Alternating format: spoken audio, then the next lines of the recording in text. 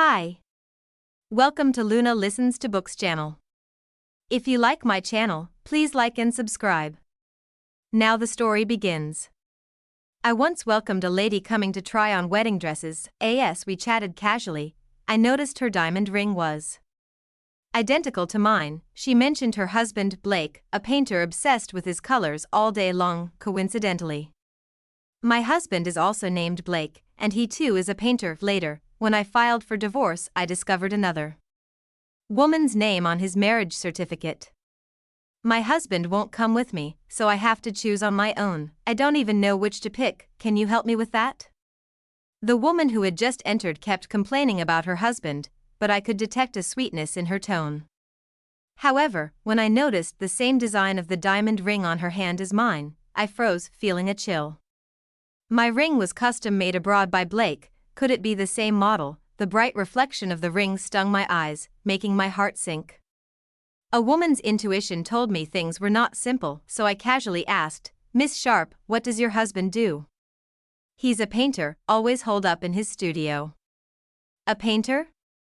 My husband was also a painter. The same profession and the same ring. My imagination was running wild. I nervously swallowed, saying, "Do you have a photo of your husband? The bride's dress should go perfect with the groom's suit for better harmony." No sooner had I spoken than the woman excitedly pulled out her phone to search. "Actually, we've been married for a while. We just want to take pictures to commemorate," she said. "Let me show you, this is our wedding photo." My eyes quickly scanned the images, my hands trembling and hair on end. It was none other than Blake, whom I had been married to for 5 years. This photo was taken at Emerald Valley Hidden Springs. Our child is already 1 year old. This time we want to go to Jasper Ranges for the shoot. My husband thinks it suits his portrait well, and it's a good opportunity for a family trip. She smiled gently, excitedly talking about her upcoming trip like a naive young girl. The boy in the photo bore a striking resemblance to Blake. Unable to control myself, I collapsed to the ground, tears streaming down my cheeks. "Are you okay? Sormione, help, she's fallen." My mind went blank as I grasped Melanie's arm, gasping for air. It turned out that Blake had been betraying me since we were dating. We had been married for 5 years, yet he had a 1-year-old child with someone else. I felt like the most ridiculous person in the whole world. "Someone help, please, call an ambulance, she's bleeding." A rancid, slippery liquid flowed from beneath me, and the severe pain in my abdomen nearly suffocated me. Those were the last words I heard before I fainted. "Yuri, finally awake, you had me worried sick. You really are too dedicated, still wearing high heels to work while pregnant." Pregnant? Was I carrying Blake's child? No wonder I'd been feeling weak and nauseous these past few days. "The doctor said you're just a month along and it's not stable yet, you need to take good care of yourself." Melanie was cut off by the ringtone of her phone, her screen displaying a photo with Blake. "I've sent Mr. Piper to pick you up from the bridal shop. We're having dinner tonight at that Japanese restaurant on West Side." She accidentally put him on the speakerphone, and I heard a voice I would never forget in my life. "I'm not at the bridal shop, I'm at City First Hospital." "What's wrong, Melanie? Are you all right? Why are you at the hospital? I'll be right there." Even through the phone, I could hear the concern in his voice, and I could even imagine Blake's anxious expression. "Honey, I'm fine, I'm just here with someone."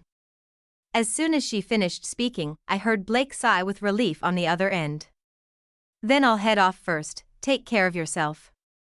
After bidding me goodbye, Melanie left. I couldn't hold back any longer and burst into tears, nearly collapsing. It felt like there was a hole in my heart, and the pain was excruciating. That was indeed Blake's voice, I couldn't mistake it.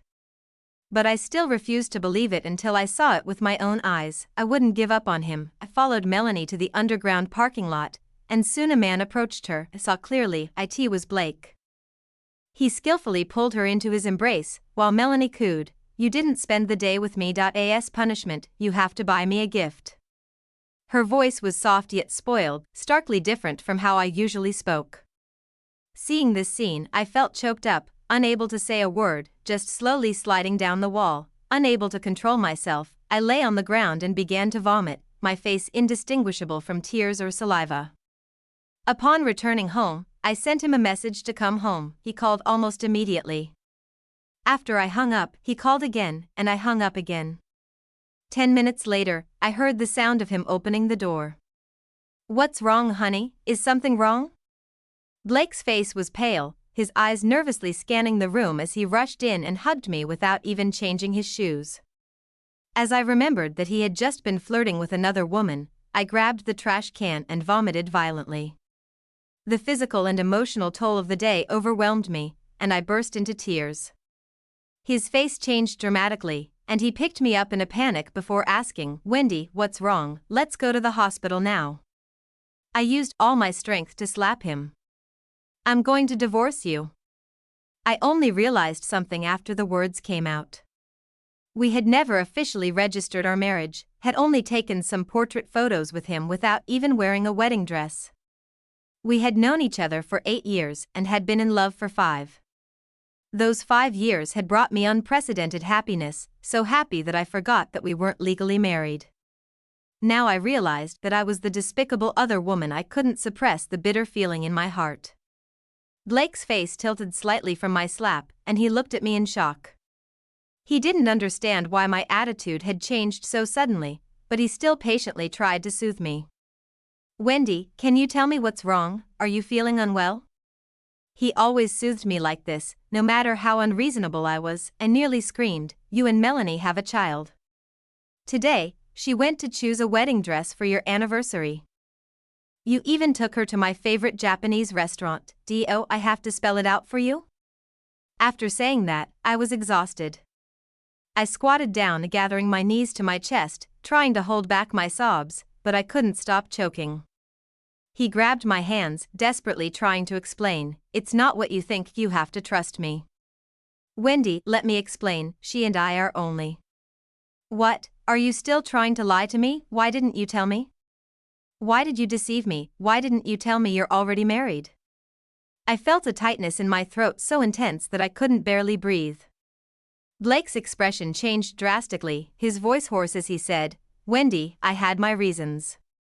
His words felt like blades, cutting my heart piece by piece. The pain was sweeping through my entire body. "Get out of here. I never want to see you again in my life."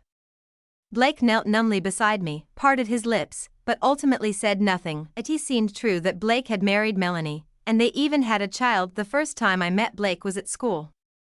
I accidentally kicked over his paint on my way out to my walk, and we exchanged contact information as a result, but we seldom chatted on WhatsApp. Unexpectedly, after graduation, I met him again at an art exhibition, and he began to pursue me aggressively. He sent flowers, gifts, and even painted portraits exclusively for me, making me feel loved for the first time. The 2 years we spent together were the happiest days of my life. I believed in him and in his plans for our future. Since then, he worked even harder, pushing himself hard. In order to secure better exhibition spaces, he drank with the sponsors until he developed a bleeding stomach. His stomach was weak, so I cooked and delivered meals to him every day. My life gradually filled up with chores and caregiving, but I still enjoyed it. He needed a quieter place to create, so I earned money to rent a better studio for him, believed he loved me and that he would make something of himself. Eventually, he did make his name as a printer. His artwork sold for exorbitant prices, and the gifts he gave me became more and more expensive. That day, looking at the ring in his hand, I wept silently. "This was specially commissioned from abroad, symbolizing my unique love for you." Blake proposed to me, and I said yes. I also brought up the idea of getting our marriage certificate, but he always put it off with the excuse of being busy with work. What's there to worry about? For something as important as our marriage, of course, we should pick a good day to register. This matter kept being postponed, and the right day to register never seemed to come, and now, I became the other woman. "Wendy, I really had no choice." Blake gripped my arm tightly, lowering his voice as he spoke to me. "Her father is a well-known painter in the circle. With his endorsement, I can shoot to fame. If it weren't for Melanie, that painting her wouldn't have been a huge success. I am where I am today because of her. Why shouldn't I seize this opportunity? You shall understand." That painting her depicted the scene when Blake first met me. I never imagined Blake would use this painting as a ladder to climb higher. My nose tingled, and the tears I had been holding back immediately began to fall. So you asked me to have an abortion because she was pregnant, right? You kept delaying the plan of getting a marriage certificate with me because you have already gotten one with her. My chest tightening, I began to frantically tear at him. Why didn't you tell me you were already married? Why did you deceive me? Blake, how could you do this to me, you jerk? Blake wasn't mad despite his shirt being torn by me, and suddenly knelt down. You won't see her again. I won't let her appear in front of you. We can continue like this. I've given you everything, you don't need to obsess over a title. Hearing this, I couldn't believe it. Was this person really Blake? Do you know what you're saying? Are you insane? Do you want me to continue being the other woman? I tried to control my emotions, but it was futile. Blake opened his mouth to speak, but ultimately, he said nothing. His silence spoke volumes.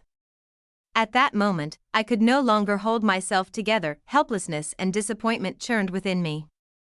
I told Blake to leave, knowing I was breaking down. He tried to soothe me with a few words before leaving. I couldn't stand to stay a moment longer and began packing my things. But then, I noticed that the bracelet from the safe was missing, the only thing my mother had left me. I called Blake, but Melanie answered the call. Who are you? Why are you calling my husband? Why is my husband saved in your phone as Honey? At that moment, I felt as if I had fallen into an icy pit, my hand trembling as I held the phone. It turned out Blake had always had two phones. Speak up, what is your relationship with my husband? Faced with her questioning, I opened my mouth but found I couldn't utter a word. I lacked the courage to explain, even to ask where my mother's keepsake had gone. I quickly hung up the phone, even fearing she might call back, then blocked Blake's number. I felt ashamed for intruding into their relationship, yet I felt indignant for myself. Why couldn't I be happy? Who would compensate for my 5 years of youth? My father died in a car accident when I was young, leaving just my mother and me to rely on each other. But fate played a cruel trick. As I graduated from college, she was diagnosed with cancer. Still remembered her last words to me. Wendy, all I want is your safety and happiness. Take good care of yourself and Blake. But what now? In the 5 years Blake and I had been together, he'd had a 1-year-old son with someone else. I hadn't even reached the entrance of the bridal shop when I heard a commotion. A crowd had gathered at the door. She really had me fooled. No wonder I've never seen her husband. I knew it. A homewrecker deserves a lot worse. Stop talking, she's coming. I had a bad feeling as I approached and saw Melanie. Before I could react, she slapped me. She used all her strength to slap me, and I fell to the ground. My ears rang and my cheeks stung with pain. To think I believed you were a good person, turns out you're just another tramp. How dare you seduce my husband? I'll teach you a lesson today. She grabbed my hair, forcing me to look up at her. I knew she must be hurting too, so I tried to speak calmly. Miss Sharp, please calm down, let's talk. But she wasn't about to let me go, pressing me down harder on the ground. I want everyone to know you're a shameless mistress. What right do you have to talk to me? Melanie's sharp nails scratched my face and arms, drawing blood. Dizzy from the beating, I reflexively covered my belly. Finally, bystanders, fearing a fatality, called the police. Only then did she stop beating me. You know she's pregnant, yet you still hit her. It's attempted murder. Melanie pointed at me and yelled. What if I killed it? It's a bastard child of a mistress. She deserves it, being the other woman. My clothes were torn, hanging off my body. I'm not the mistress, I'm a victim too. I didn't know he was married. We've been together for 5 years, and I didn't know he had a wife. At this, the police were shocked, staring at me with their mouths agape. Worried they might not believe me, I showed them photos. Here are our wedding photos, and these are. I'm sorry, Miss Sharp, that day I called just to get my mother's bracelet back. I never want to cling to him. Unable to suppress the bitter emotions any longer, I spoke softly. This is the only thing my mother left me. Hope you can. Just then Blake arrived. Melanie, are you hurt? As soon as he came in, he held Melanie in his arms without sparing me a glance. I'm fine, it's just that she just. It's good that you're fine, I'll take you home. Blake interrupted her, his gaze falling on me. I'm sorry for my wife's behavior today. My assistant will contact you regarding compensation. With that, he left with Melanie without looking back. I collapsed onto the floor, no longer holding any hope for him. My heart was completely shattered. After this farce, Blake sent me numerous messages from a different number. I had no choice. Wendy, please understand my difficulties. Give me some time, I will sort everything out. Wait for me. But I didn't reply to a single one. I would no longer have any expectations of him, even thought that this child was a mistake. In the days that followed, Blake didn't contact me, and I enjoyed the peace and quiet. However, things were bustling online. Famous painter Blake announces relationship topped the trending list. Everyone praised him and Melanie as a perfect match. Meanwhile, I was being attacked by various netizens. Someone uploaded the video of Melanie and me fighting in front of the bridal shop. My social media was flooded with Blake's fans and self-righteous passers-by. How do you still have the face to live? Stop clinging to Blake, will you? Do you think you're even worth a strand of Melanie's hair? I didn't care about these negative comments, thinking the buzz would soon die down. But I didn't expect that when I went for an abortion, someone secretly filmed it and uploaded it online. Blake's mistress goes for an abortion.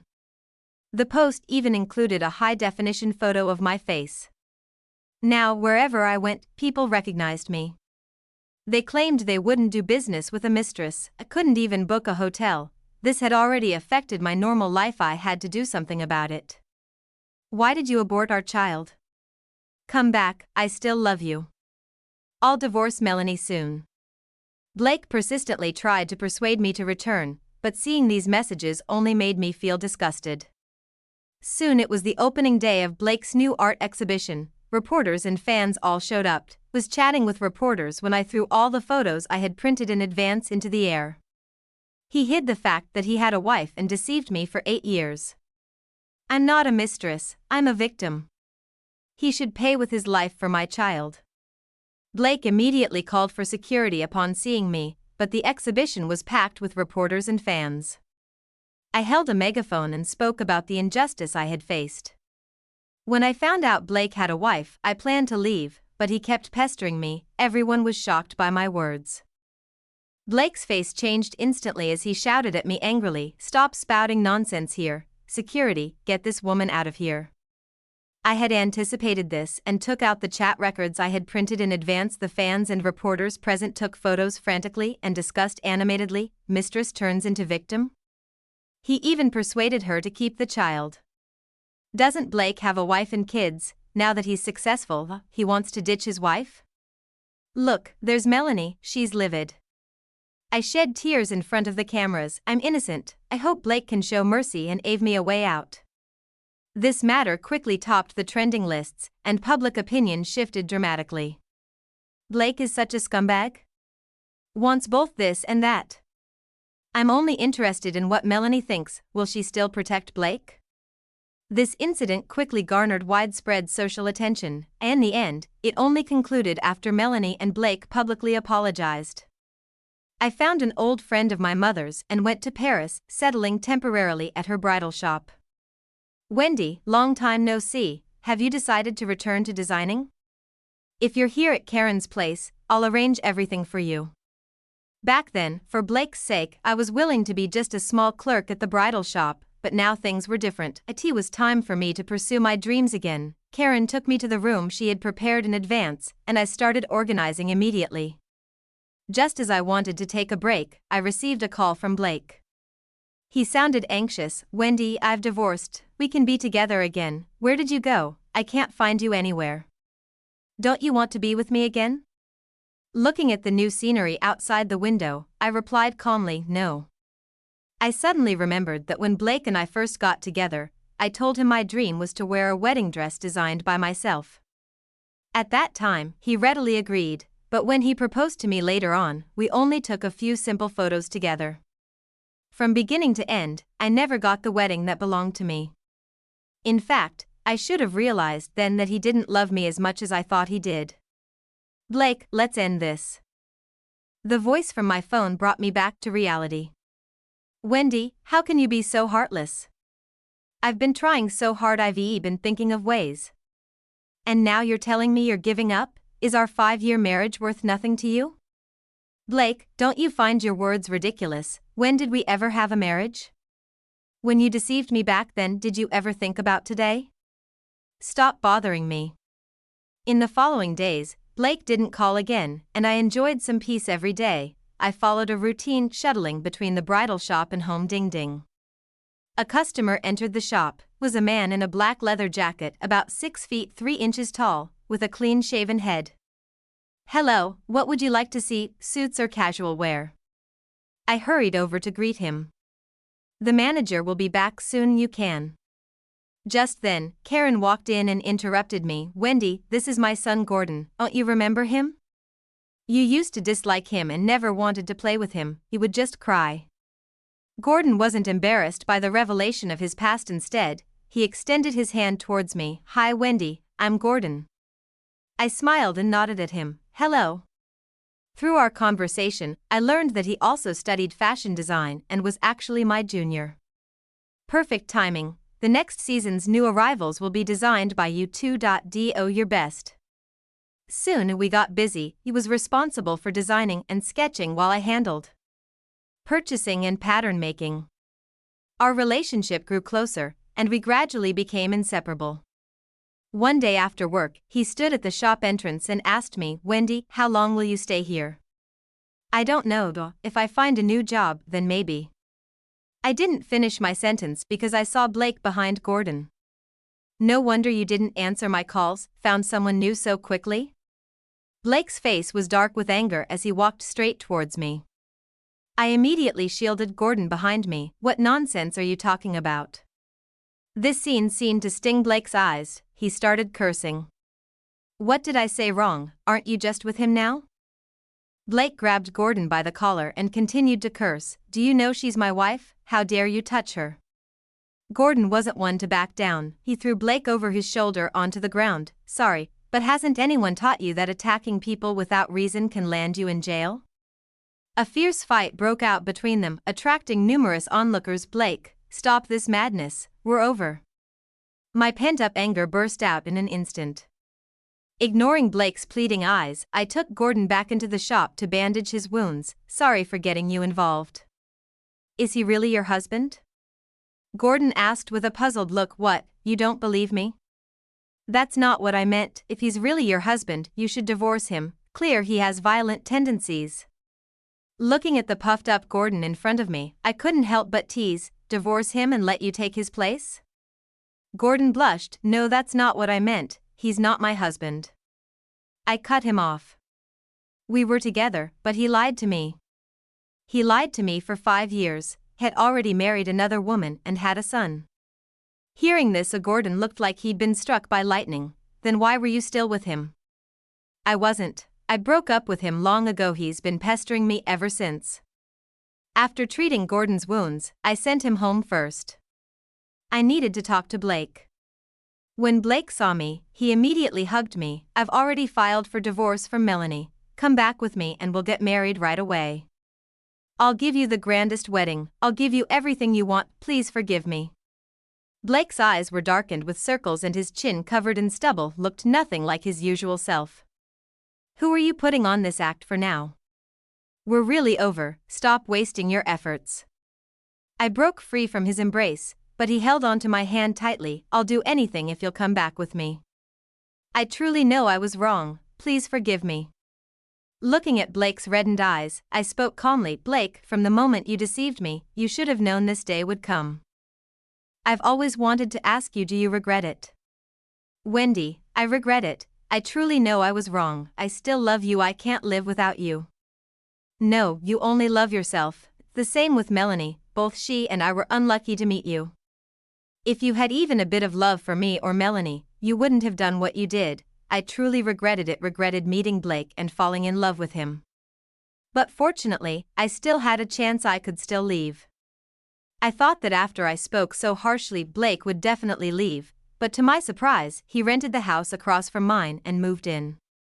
In the days that followed, he left breakfast at my door every morning and insisted on driving me to and from work, as if this would make up for his mistakes.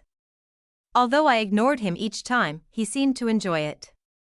Gordon and I were busy with the launch of new clothing lines, often eating together. Whenever Blake saw us, he would angrily confront us at the store. Usually, he and Gordon couldn't exchange a few words before it got physical. But whenever he was about to start a fight, I threatened to call the police. After a few times, he became more restrained. One day, I came home to find the entrance filled with flowers and candles, and Blake standing in the middle of the road in a suit. "I just want a chance to properly apologize, Wendy. I hope you can forgive me," he said, kneeling down and picking up a rose beside him. "If you're willing, we can still travel together like before, cuddle on the couch watching TV." The past was indeed beautiful, but it was just that, the past. If beautiful dreams are built on lies and deceit, I'd rather not have them. I interrupted him. "I'm not willing. Stop doing these ridiculous things. I will never forgive you.